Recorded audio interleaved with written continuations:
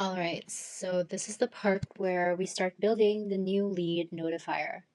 These are the steps to build your own new lead notifier on n8n that kickstarts with the trigger node using Google Sheets. Then the data from the Google Sheets would be passed on to the new lead notifier AI agent that processes these data points and then the responses it will share would be sent to you via email. So, for example, the new lead notifier is for anyone that might have a new incoming lead being populated on Google Sheets, for example. However, for us to kickstart the Google Sheets trigger, we would be inputting the details of a new lead ourselves. But in the real world scenario, all you need to be doing is to set up a Google Sheets that's already connected to some sort of landing page or form that receives new lead information, may that be their details down to their message, and it is being populated on your Google Sheets file. Once this trigger is up on your n8n, it receives that new lead, being the row that's being added onto this Google Sheets file, and then it is automatically processed through this newly Notifier AI agent, creates an email to send out to you, notifying you of a new lead. So you'd know that, hey, there's a lead that's asking you about this sort of help or wanting to arrange a meeting with you. Would you want to prioritize this lead, or would you put it to the side for a few business days after that? So this is a new lead notifier that can help you. This is one of the basic builds that I would be introducing to you. This is a matter of setting up a Google Sheets trigger, which would be our trigger node. So any added row onto Google Sheets file that you have appointed your Google account for would be processed through this newly notifier AI agent that we will be setting up. And then that AI agent will send out a message to you notifying you of a new lead. Okay. So all you need to be doing is click on upload this file to n8n. So you would see this entire JSON file. What JSON means would be one of the format files that we will be using to either parse information or to gain access to a template that was downloaded in JSON format, so you can build this entire thing out yourself without having to figure it out all on your own. So we don't want to do that for now. So on your n8n that you have your 14-day trial on, you would have to click on the plus sign up there, go to workflow, and then you can choose personal for this example. And for you to use this new lead notifier building blocks, I would, on your canvas on n8n, go to this three dot settings, and then you go on to import from file. Then from downloads, wherever you've downloaded the new lead notifier building blocks from, you'll have to open it. Okay, so this is what it looks like. You don't have to be reading your system prompt entirely yet. You just need to observe how this whole AI agent works with the system prompt. So as you can see, we have separate components that should work as a whole. This is your new lead notifier AI agent. So one of the things that you'll notice on here is there's a warning sign for this AI agent. This is in red, and that looks like you need to be fixing some things on here, and that's fine. Sometimes it just means that you need to be connecting this portion, which means chat model, to a large language model that you set up an API for. So this is one of the examples I will be using.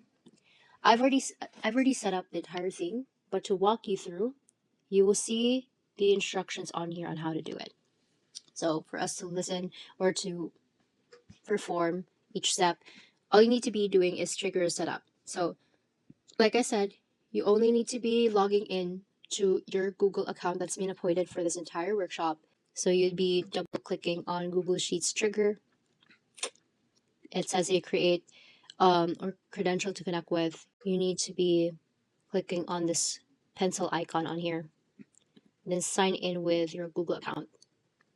Usually you would see something such as, for example, if I were to click on, hold on, let's say I would have to sign in with my with this account there. Sometimes signing into Google would mean that you'll have to be selecting all permissions so that when you continue, you get connection successful. Sometimes it does that. So if you need to be taking off the box that says select all, then you'll need to be selecting all for now. You see right here from the start of creating a credential or connecting my Google account to n8n to access Google Sheets is called parameters.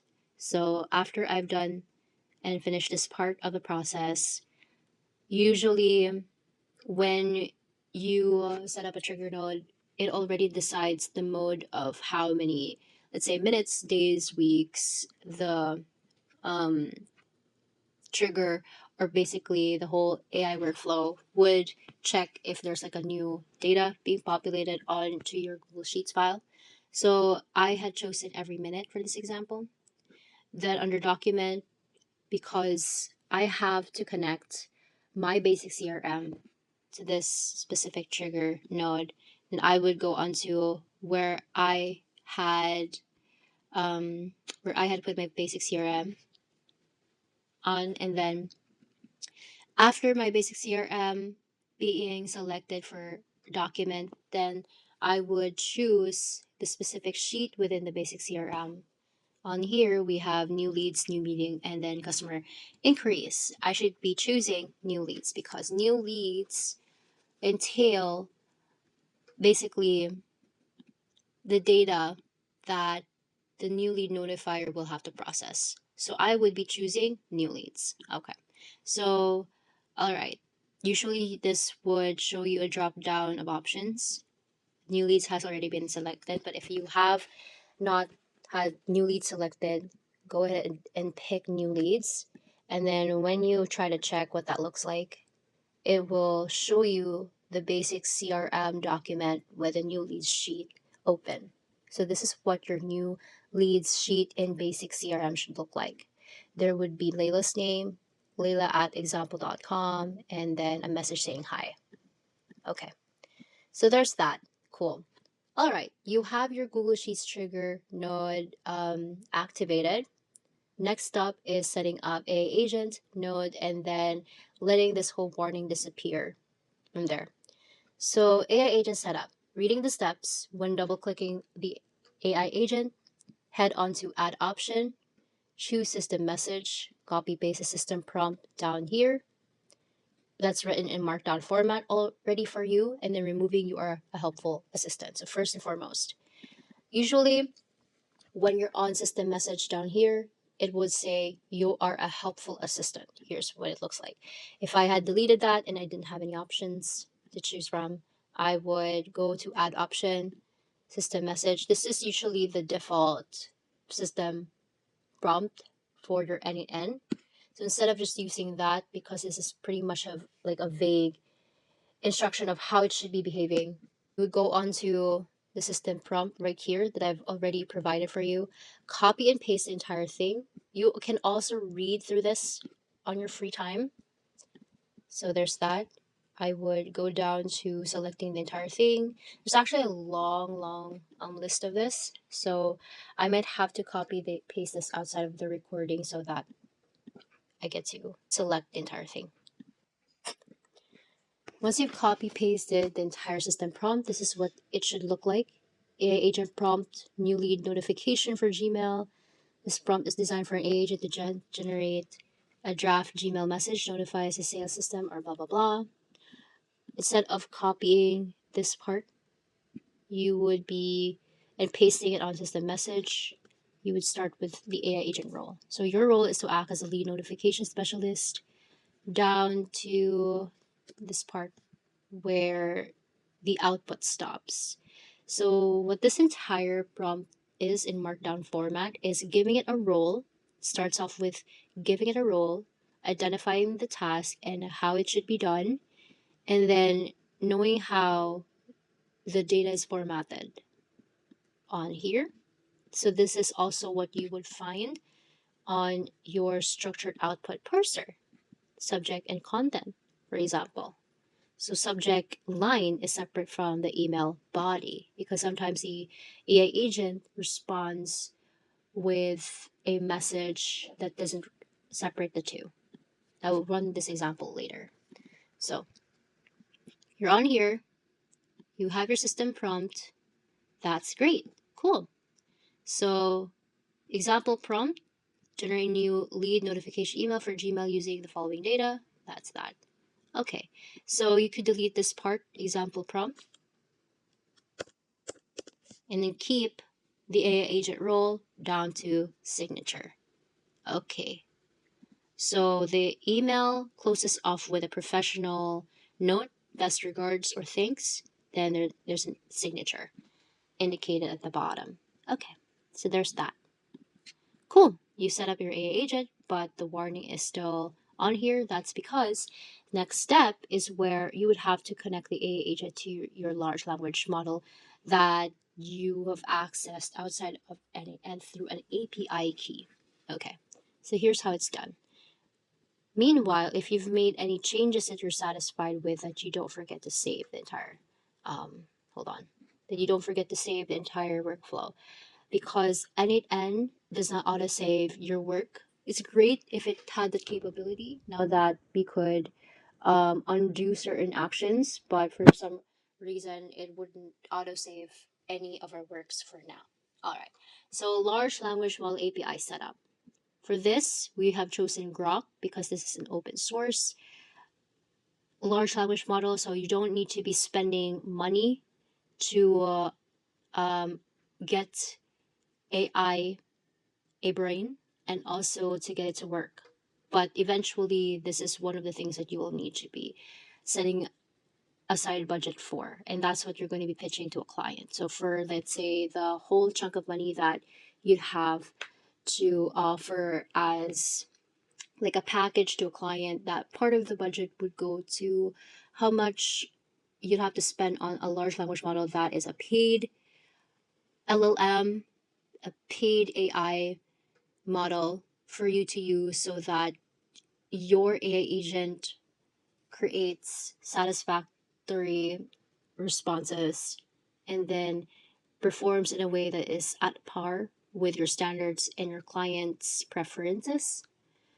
So sometimes when you use a large language model that's open source or for free, that it doesn't perform as much or as good as a large language model you pay for. Like say Claude, Elon Musk's Grok, OpenAI.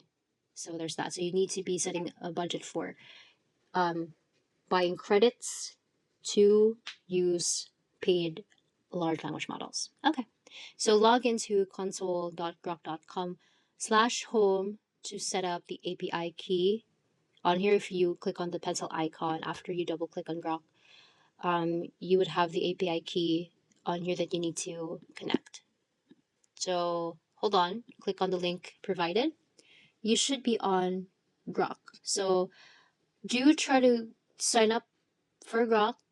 And then once you're on the dashboard, you usually have an empty or a zero dollar or 0% dashboard because you might have not had any API key generated on Grok Cloud. So you would have to go straight to API keys up here. Once it's done, I've already generated several API keys. I've done this before the workshop the workshop that kicks off the entire AI Gen Society program.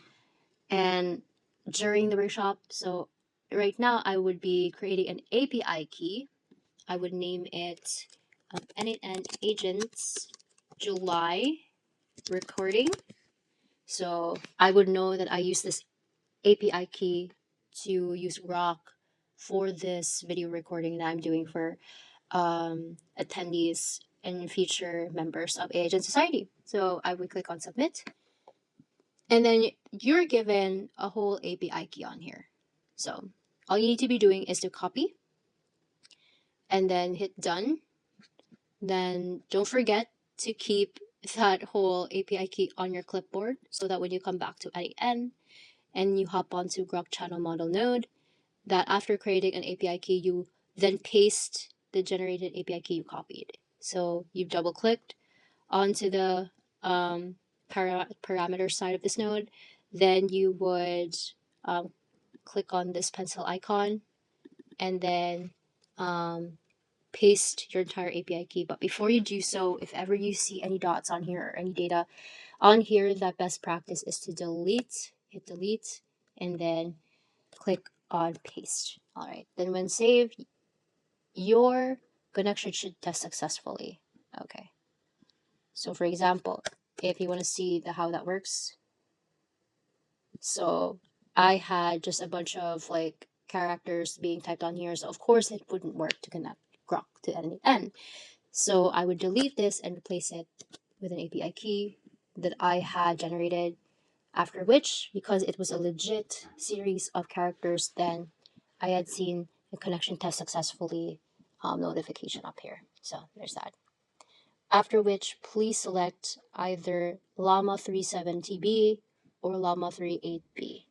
But I've noticed that from our workshop that Llama 370B works better than 8B, so you could select that. Okay. All right, so now that you have already set up Trigger, you've set up your AI agent, and you have set up your LLM, now all we need to do is connect this chat model subnode to this Grok chat model node. Okay, so as you can see, we don't have a warning sign on here anymore, which is great, which means it works. Okay, so don't forget to save your work. You've already leveraged and used the system prompt, based it onto AI agent, and because we had to use an output parser to specifically separate subject line from content body, whatever the AI agent generates for us then would be in two separate data points on here. So I think we're ready to test this out. So try to try to execute the workflow on here. When you click on this play button, it should be able to detect the new lead that was already on basic CRM. So this was the basic CRM that we've used, and it should be able to get that. So here we see a few inputs: name, email, message, right there. So it was able to detect Layla, the name, the email, and her message, which is great. Okay, let me go back. All right, if we were to test out the agent, for example, it says problem running workflow, connect a trigger to run this node. So as you can see, you had built a really cool and ready to go AI agent, but we had encountered a problem on here. Why? That's because the AI agent doesn't have any data from input to process and create an email to send to you. And it's so because there's no input to your left, there is no output to your right. Output should be the email that it has drafted and just sent to you. Input should be the data from the Google Sheets file that helps identify what new lead or who the new lead is and then what their message is. So for us, we should be connecting the Google Sheets trigger to the AI agent and see if it actually works. So if we were to press play on agent, and then for example, we had selected or we had put in a new lead, and we tried to test out this AI agent on here. Finally, it says cannot read properties or undefined reading content. That's interesting. Okay.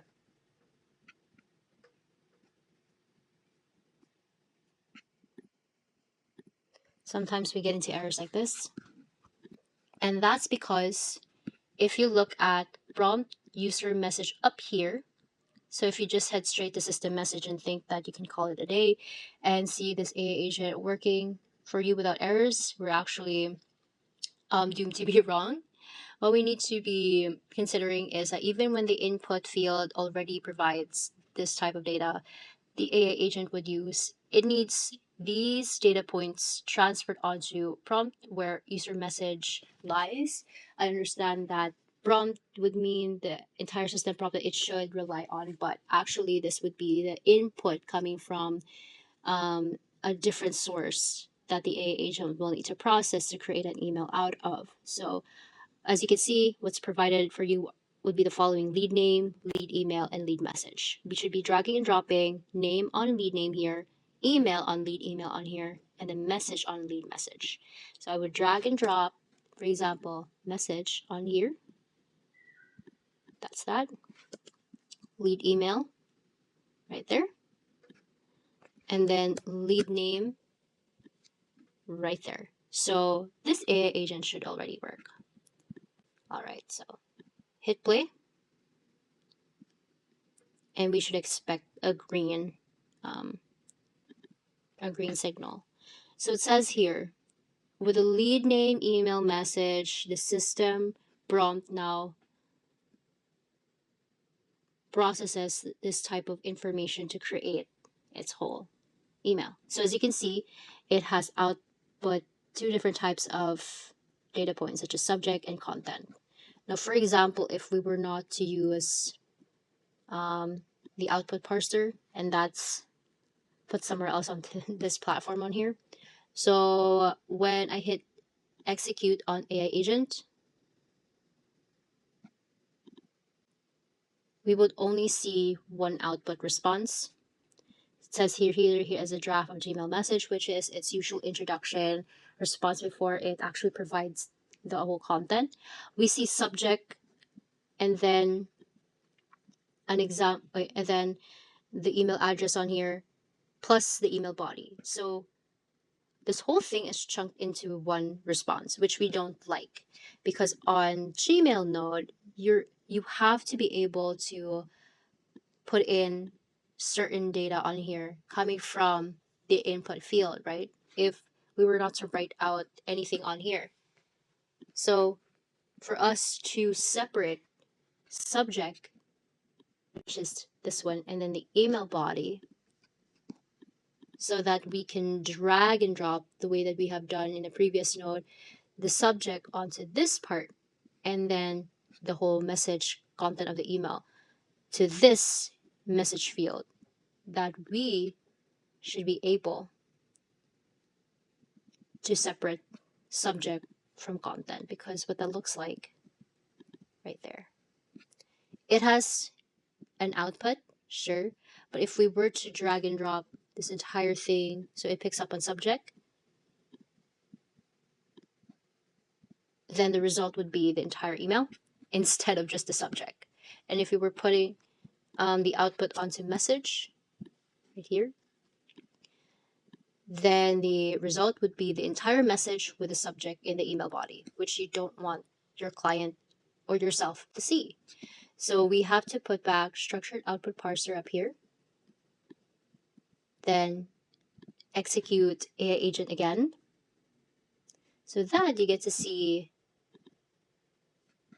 the subject line and the content body as separate data points, so that when you're on here to Gmail node and you have deleted basically the input fields that you have copied and pasted on here, you're able to now drag and drop the specific input fields appropriate and that matches with the JSON type that's on your left. So as you can see, don't be surprised with these types of language or texts that you see when you drag and drop certain fields from input, is because this whole n8n platform works pretty much with JavaScript terms, and JSON is one of which that you might come to know in the next few videos down the line. What you're learning right now is the effect of when you're starting to learn something new and you're discovering that, hey, this is what happens when X plus Y then results to Z. So subject put onto subject body then results to JSON output subject, for example. So that's what happens. But if you look at the subject expression below, it says new lead notification, Layla. N8n doesn't really use natural language to process certain data.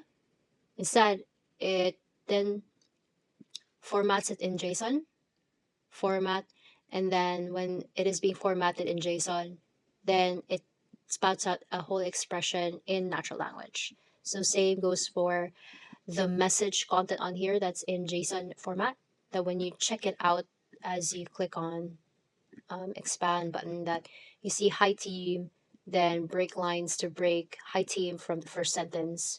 So it doesn't look like you're writing a whole paragraph, but breaking apart the email to actually look like it's been written like by a human. So to execute that step, you could actually click on this button to just execute Gmail to get it to send it to you, or this play button.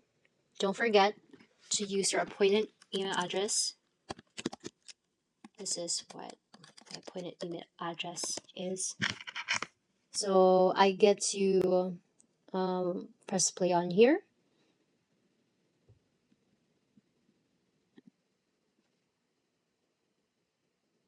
And I should be able to get a message from my Gmail account. Hold on, let me just, right there. There you go. Hi team, we have received a new lead.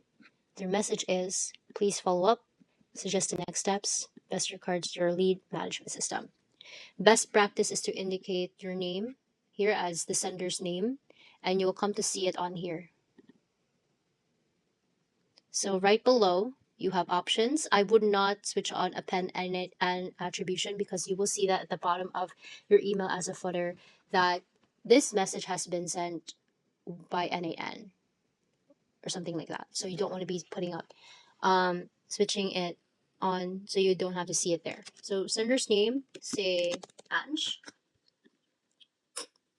I'm the sender, or you can say AI agent.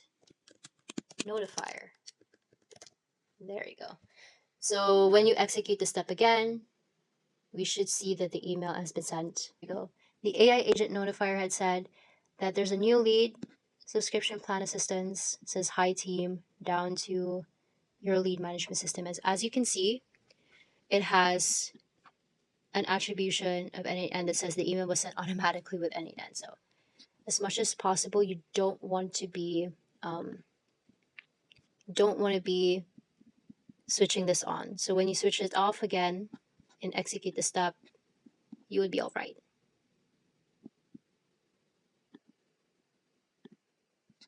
There you go. And you don't have the n8n attribution on here. All right, so that's how it goes. Now you'd like to execute the entire workflow. I have a new lead. I'll be putting on, let's say Ange. This is my other email address. Then, hello, I am needing help with my n8n setup, for example. So that was a new lead. Perhaps you got this lead from one of your landing pages that you're accepting people reaching out to you for certain help, or wanting to ask about a program, or wanting to join some of your workshops or webinars that you'll be hosting. So those are examples of leads. You're back on n8n. You're here to execute the whole workflow again, so it detects a new data, basically. So it then listens to the event. If it doesn't work when you execute the workflow, you could copy and paste this again and have n8n listen to the event that you're. So there you go. You have an AI agent that works, and then finally, there you go. We have a new lead from Ange. Their message is, hello, I am needing help with my n8n setup. Please follow promptly and blah blah blah, review leads message, research the leads company or background, down to best regards. So there's that. That's your n8n new lead notifier. Once done, you just have to rename your file to n8n new lead notifier. That's it. That's cool. That's your first AI agent. Awesome.